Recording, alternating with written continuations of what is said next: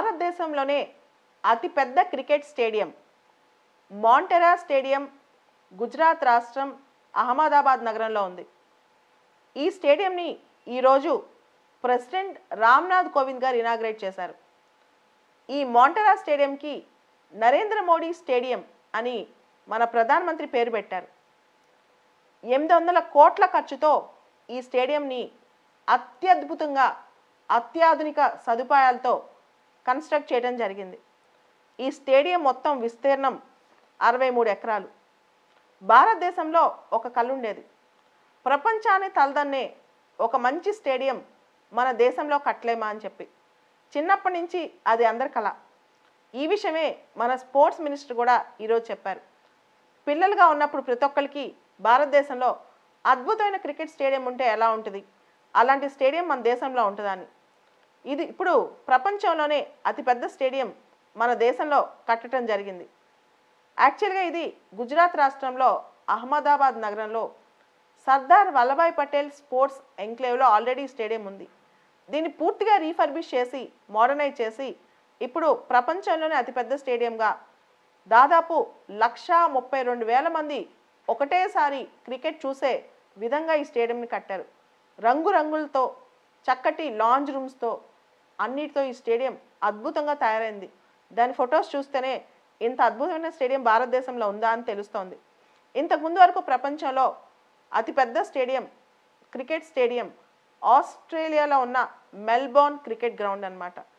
దాదాపు 90,000 మందిని అది అకామిడేట్ చేయగలదు.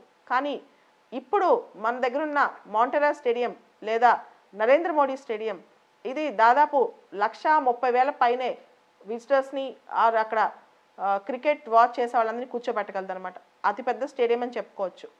ఈ స్టేడియం ఈ రోజున ఇండియా ఇంగ్లాండ్ మధ్య టెస్ట్ మ్యాచ్ తరుణంలో ఈ స్టేడియంని రామ్నాథ్ కోవింద్ గారు ఇనాగ్రేట్ చేశారు. అంటే కేవలం క్రికెట్ అనే కాదు, భారతదేశానికి ఇది ఒక గర్వకారణం. స్పోర్ట్స్కి భారతదేశం ఇంత విలువిస్తుందా, దాంతోపాటు క్రికెట్ లాంటి స్పోర్ట్స్ని భారతదేశంలో కూడా ఇంత చక్కగా మనం దాన్ని చూసుకుంటున్నామా అనేది ఇంపార్టెంట్ అన్నమాట. మనందరికీ ఒక విషయం తెలుసు, క్రీడల్లో క్రికెట్ తప్పనించి చాలా క్రీడల్లో మనం వెనకబడి ఉన్నామని. కేవలం క్రికెట్ కోసమే కాకుండా ఇంకా ఇతర స్పోర్ట్స్, రెజ్లింగ్ కానీ లేకపోతే మనం రకరకాల indoor outdoor sports, tennis, badminton, వీటన్నిటికి సంబంధించి వరల్డ్ క్లాస్ ఇన్ఫ్రాస్ట్రక్చర్ మన స్టేట్ కనుక మనకి ప్రొవైడ్ చేయగలిగితే ఇంకా అంతకంటే అద్భుతం ఏముంది. భారతదేశంలో క్రీడాకారులకి తక్కువేమీ లేవు, కానీ మనకున్న ఇన్ఫ్రాస్ట్రక్చర్ చాలా తక్కువ ఉందన్నమాట. ఆస్ట్రేలియాలో Melbourne cricket ground architect firm ఒకటి ఉంది, పాపులస్ అని. అదే ఆర్కిటెక్ట్ ఫర్మ్ ఇప్పుడు మన నరేంద్ర మోడీ స్టేడియం కూడా బిల్డ్ చేసింది, ఆర్కిటెక్చర్ అంతా చేసింది అనమాట. ఆస్ట్రేలియాలో ఒక ఫేమస్ ఆర్కిటెక్ట్ ఉన్నారు, ఒక ఫేమస్ ఫర్మ్ ఉంది పాపులస్ అని చెప్పి. ఆ ఫర్మ్ వాళ్ళే ఈ డిజైన్ కూడా చేశారంట. అమిత్ షా మన హోమ్ మినిస్టర్ గారు ఒక మాట అన్నారు, ఇక నుంచి అహ్మదాబాద్ భారతదేశంలో స్పోర్ట్స్ సిటీగా తయారవుతుంది అని చెప్పి. ఇది చాలా ముఖ్యమైన సూచన అనమాట. భారతదేశంలో స్పోర్ట్స్ సిటీ.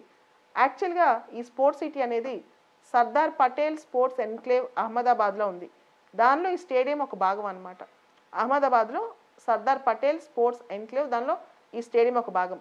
భారతదేశంలో ఫస్ట్ టైం క్రికెట్ గ్రౌండ్లో ఎల్ఈడి లైట్లు పెట్టడం ఫస్ట్ టైం ఈ స్టేడియంలోనే. మాంటెరా స్టేడియం, ఆ నరేంద్ర మోడీ స్టేడియం ఎల్ఈడి లైట్లతో క్రికెట్ గ్రౌండ్ నింపేశారనమాట.